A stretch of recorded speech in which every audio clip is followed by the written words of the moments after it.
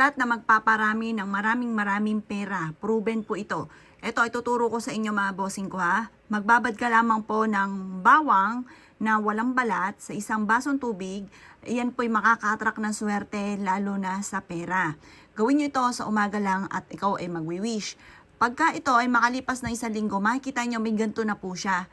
Ito po yung mismong ugat ng bawang. Napakaswerte nito sa mga mananaya.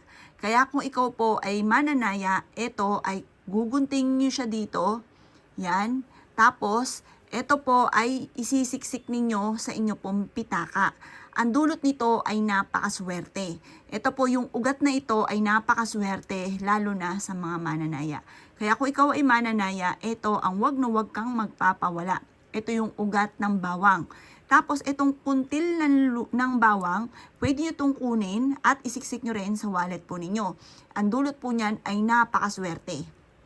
Kung hindi nyo pa ito nagagawa sa pamamagitan ng ugat ng bawang at ganoon din ang kuntil ng bawang, gawin nyo na po ito. Ito po isa sa mga sikreto upang sa ganon makatama po kayo. Kayo mismo maa-amaze dahil magsusunod-sunod ang mga blessing na darating po sa buhay ninyo. Kayo mismo matutuwa dahil kayo mismo ay maraming mga hindi inaasahan na maraming pera. Kayo mismo ay makakatama. Or kaya po sa inyo po negosyo, kayo po ay magkakaroon ng araw-araw na malaking benta. Lagi kang dadalhin po nito kung saan lagi ikaw ay magkakaroon ng maraming pera. Proven po ito. Pag ginawa nyo po ito, kailangan sikreto lamang. Kasi nauudlot minsan ng swerte kapag napagsasabi nyo na kaagad nang hindi pa nangyayari yung swerte. Kaya kailangan, para hindi maudlot, isisikreto nyo na lamang po siya. Ito po ay lagi nyo aayudahan na magkakaroon ako ng maraming pera. Tuwing umaga, lagi nyo sasabihin po yan, magkakaroon ako ng maraming pera, magkakaroon ako ng maraming pera. Hindi na ako mauubusan ng pera, maraming pera ang darating sa akin. Yayaman ako at magiging matagumpay. Or kaya, imbabayaran ko na lahat ng aking mga pagkakautang, maraming pera ang darating sa akin. Isa po yan sa mga sikreto para magkaroon ka talaga ng maraming pera.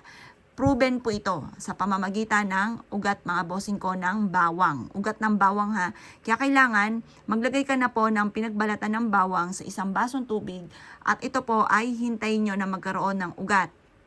1 week lang po hintayin ninyo. Makikita nyo po yan ang haba na kaagad ng ugat. Yung ugat po niyan, kukunin nyo at ilalagay sa wallet. Tapos kapag nilagay nyo siya sa wallet, sabihin nyo po, maraming pera ang darating sa akin. Maraming pera ang darating sa akin. Ganon pa mga bossing. Tapos pagising nyo sa umaga, maraming pera ang darating sa akin. Ayudahan nyo po yung mga salita na ganyan. At yung mga lagi nyo sinasabi, magkakatotoo po yan.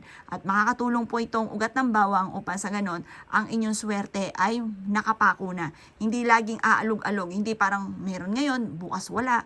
Ito po, tutulungan ka para ang swerte po ninyo ay maging permanente na, parang nakapako na yung swerte. Tulungan nyo po ang inyo rin sarili, magsisipag ka, pagtas tulungan nyo rin sa mga gatong mga pamamaraan. Ito po yung kuntil mismo ng bawang, napaka-epektibo rin po niyan, lalo na kung ikaw ay mananaya, negosyante, or pagdating sa usapin ng pera para hindi ka nauubusan. Subukan nyo po ito mga bossing.